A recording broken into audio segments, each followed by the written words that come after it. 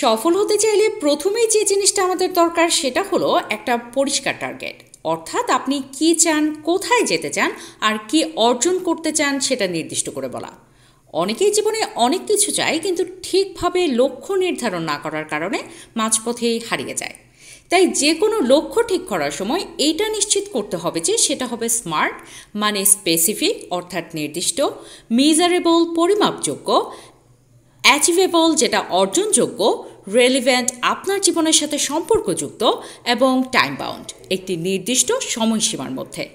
যেমন আমি সফল হতে চাই, এটা একটা আবেগ কিন্তু লক্ষ্য নয়। বরং আমি আগামী 3 মাসের মধ্যে ডিজিটাল মার্কেটিং কোর্স শেষ করে একটি ফ্রিল্যান্স প্রজেক্ট পেতে চাই, এটা হলো একটি স্পষ্ট পরিমাপযোগ্য লক্ষ্য। এরপর আসে কৌশল ঠিক করা। বড় লক্ষ্যকে কখনো একবারে ধরতে যাওয়া উচিত না, সেটাকে ভাগ করে ফেলুন ছোট ছোট ধাপে। প্রত্যেক ধাপ পূর্ণ হলে আপনি এক ধাপ এগিয়ে যাবেন মূল লক্ষ্যের দিকে।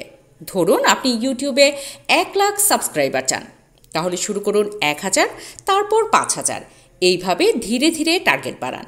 এই ছোট ধাপগুলোতেই আপনি গতি পাবেন এবং আত্মবিশ্বাস তৈরি হবে। তৃতীয় ধাপে আসে রুটিন এবং অভ্যাস গঠন। টার্গেট ঠিক করলেও যদি প্রতিদিন সেই অনুযায়ী কাজ না করেন, তাহলে সেটি কখনোই অর্জন হবে না। তাই এমন একটা ডেইলি রুটিন বানান যেখানে আপনার কাজের নির্দিষ্ট সময় থাকবে। প্রতিদিন 1 ঘন্টা হলেও টার্গেট নিয়ে কাজ করুন। মনে রাখবেন, কনসিস্টেন্সি সবচেয়ে বড় শক্তি। তারপর একটা কথা সব সময় মনে রাখবেন, লক্ষ্য পূরণের পথে বাধা আসবেই। আপনি পিছিয়ে যাবেন, ব্যর্থ হবেন, অনেকেই নিরুৎসাহিত করবে। কিন্তু আপনি যদি নিজের টার্গেটকে বিশ্বাস করেন আর প্রতিদিন অল্প অল্প করে এগিয়ে যান, তাহলে কোনো কিছুই আপনাকে থামাতে পারবে না। এখানে দরকার নিজের উপর আত্মবিশ্বাস রাখা এবং মোটিভেশন ধরে রাখা। মাঝে মাঝে নিজের ছোট অর্জনগুলোকে উদযাপন করুন, নিজেকে রিওয়ার্ড দিন। এতে করে আপনি আরও উৎসাহী হবেন।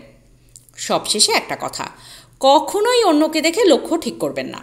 নিজের মন থেকে নিজের স্বপ্ন দেখে লক্ষ্য নির্ধারণ করুন। কারণ যখন লক্ষ্যটা আপনার নিজের হবে, তখন আপনি সেটার জন্য লড়াই করতেও রাজি থাকবেন, আর সেটাই আপনাকে সফলতার পথে নিয়ে যাবে।